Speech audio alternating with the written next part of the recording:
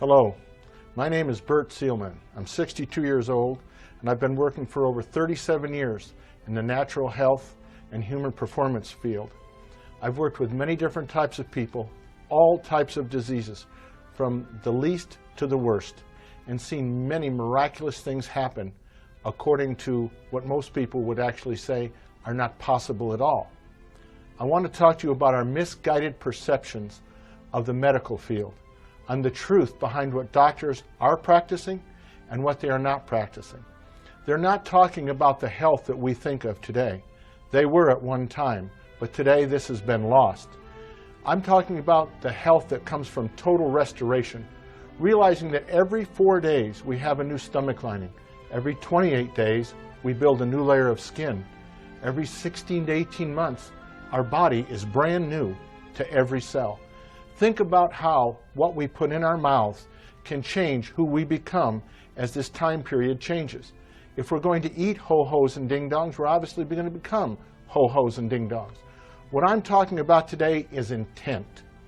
What is the truth behind what people really are doing and what they have sworn an oath to do and what they are not doing?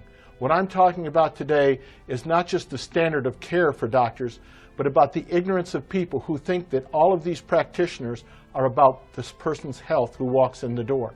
This is not true. What I'm going to show you today, I have talked with many attorneys on.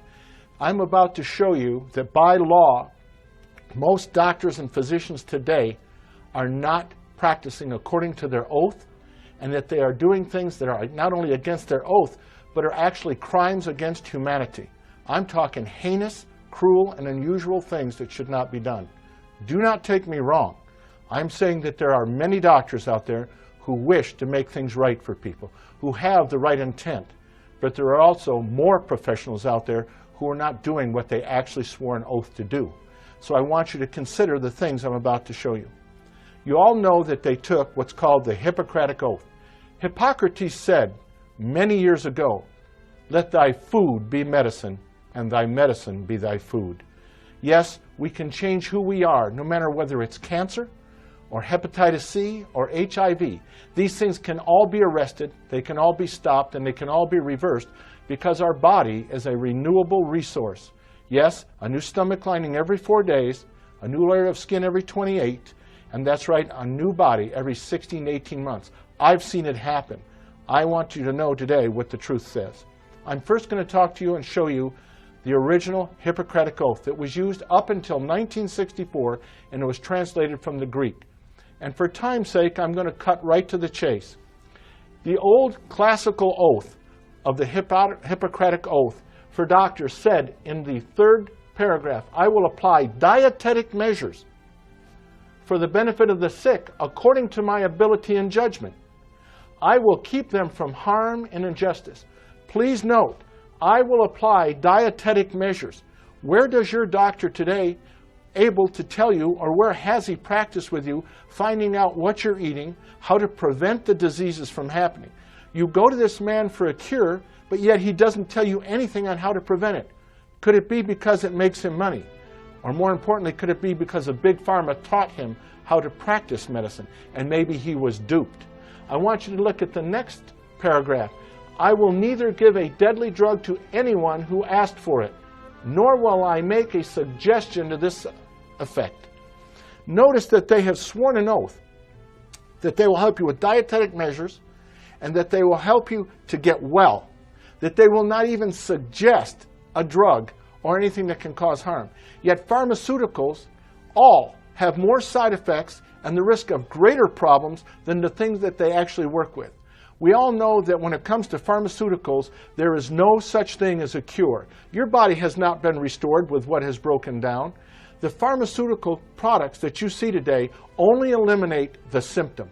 They only eliminate the symptom and mask the severity of the problem that you have. They do not do anything to restore.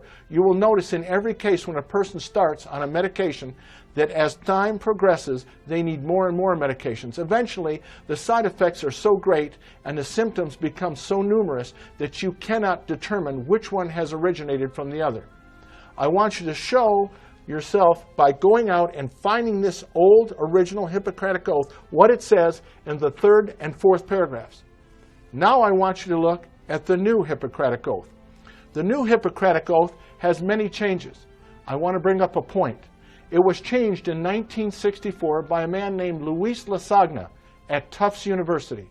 Mr. Lasagna also became one of the heads of the Food and Drug Administration after being in the American Medical Association. Could this be due to their certain influences and pressures for money or for position or for power? I want you to notice something that it says very carefully. It says in the 4th paragraph, I will remember that there is art to medicine as well as science, that warmth, sympathy, and understanding may outweigh the surgeon's knife and the chemist's drug. You'll notice that the chemist's drug has now been put in. Where did this come from and why? Could this have been something from Big Pharma? Look at the next paragraph. I will not be ashamed to say I know not, nor will I fail to call in my colleagues when the skills of another are needed for a patient's recovery. Recovery? Or recovery for him to do another service that could cost you something more. I want you to look farther into this. It says that I will respect the privacy of my patients, for their problems are not disclosed to me that the world may know. But please follow. Most especially must I tread with care in matters of life and death. If it is given to me to save a life, all thanks. Well, of course, we would all be wonderful people, and we would want to help people and save a life. But notice what continues. But it may also be within my power to take a life. Whoa. Within my power to take a life. You're going to a man and you're going to sign a release and he has the power to take your life. I want you to think about this. This awesome responsibility must be faced with great humbleness and awareness of my own frailty. What? He's afraid that someone will come back and kill him? Or maybe take his life? But the next point is absolutely ludicrous. It is absolutely insanity. Above all, I must not play at God. He can give a life or he can take it, and he's not playing God. This is hypocrisy in itself. But go on.